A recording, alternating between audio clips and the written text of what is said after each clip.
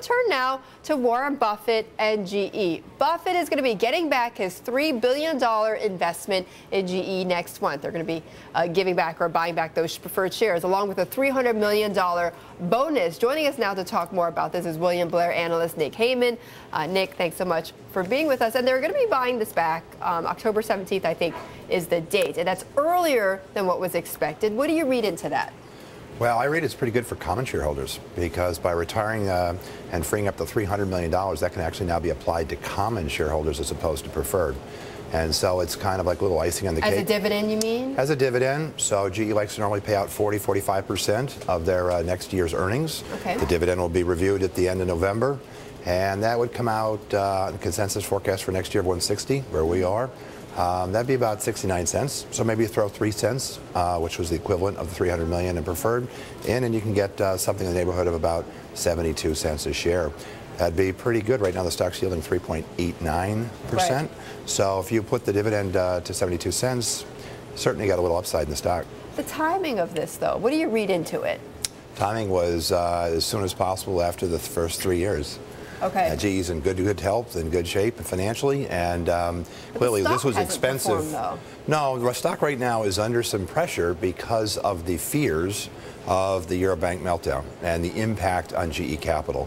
But in fact, there's virtually no fundamental exposure at all. So this is a perceived risk issue rather than an actual fundamental risk. Mm-hmm. And as a result, when you're looking at an opportunity for the dividend to probably be increased someplace in the neighborhood of 16 to 18, 20%, it's probably a pretty good time to look at the stock. So you think that GE is being unfairly beaten up over these concerns about Europe? Yeah, you've had different issues, you know, as we've come through the downturn in 08, 09.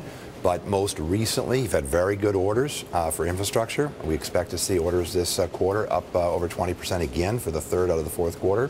We start to see sales at the industrial side of the company starting to move. Next year, we'll see sales and margins.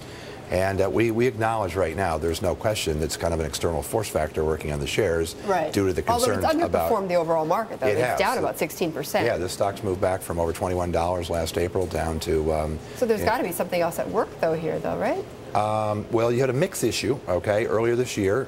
Because you've basically recovered so quickly over GE Capital, you had excess reserves, and that in turn was being bled, if you will, into the earnings, which resulted in a disproportionately larger gain at Capital versus the industrial. So Capital actually rose to 51% near its prior peak of earnings at GE in the first quarter. It was down to 44, and it should be in the low 40s this quarter.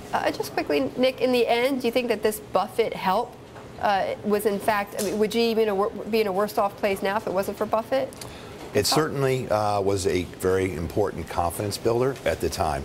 And I think that GE, you know, has come through in flying colors and is, you know, very happy and very comfortably able to repay this. And, you know, at this point, things are gradually, fundamentally coming together over the next couple of years. Okay. Market's willing, though. Nick, thank you. Thank you. Very much. Nick Heymann, analyst for William Blair, with us this morning talking about Buffett and GE.